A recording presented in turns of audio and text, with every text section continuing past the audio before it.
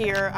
Chelsea, we know that it's been pretty challenging for the folks down in Florida, right? We're now talking about some power outages that are starting to happen. Yeah, there's definitely a lot of power outages. I mean, we've had those really strong hurricane force winds, and even on the East Coast now, while it's now downgraded to a tropical storm, they are still experiencing anywhere between about close to 90% power outages to 73% of the area without power. And that's because the winds are just still so strong. And check this out.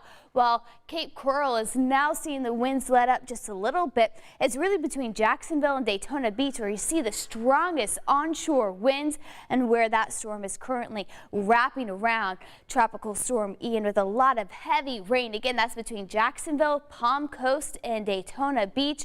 Now, how could that impact us? Well, I think mainly we're just going to see additional cloud cover, but expected to ramp back up into a Category 1 hurricane, possibly making landfall tomorrow morning near South Carolina. And then as we roll into the weekend, as you can see, most of the rain staying to our south and to the east could kick in some of that additional cloud cover, and also our winds could pick up just a little bit this weekend. But really, we're just going to deal with a lot of sunshine and dry weather. Check out our dew points in the 40s. That's that crisp fall air, and it's pretty cool out there still. 60 degrees in Indianapolis. We have an east breeze about 11 miles per hour. Satellite and temperatures across the state. Lafayette and Kokomo still in the 50s. It's 58 in both of those cities, 62 in Muncie, while it's 61 in Bloomington. We're starting to see a few of those fair weather cumulus clouds develop as we roll into the afternoon. On average, our high 74, and again, we are coming in shy of that throughout the rest of your afternoon. Highs really maxing out in the middle to upper 60s. And tonight we're dipping back down into the 40s. Wouldn't be surprised if we see those 30s once again like we saw this morning.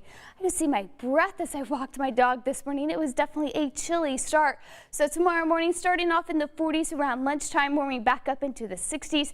But tomorrow we could see those 70s return. So just a little bit warmer. And if you're heading off to Roth to see the Chicks, it's going to be another cool evening. You probably want to have those sweaters or jackets.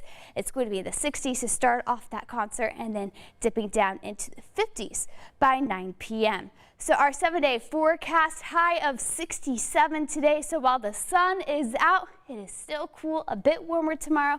High of 70.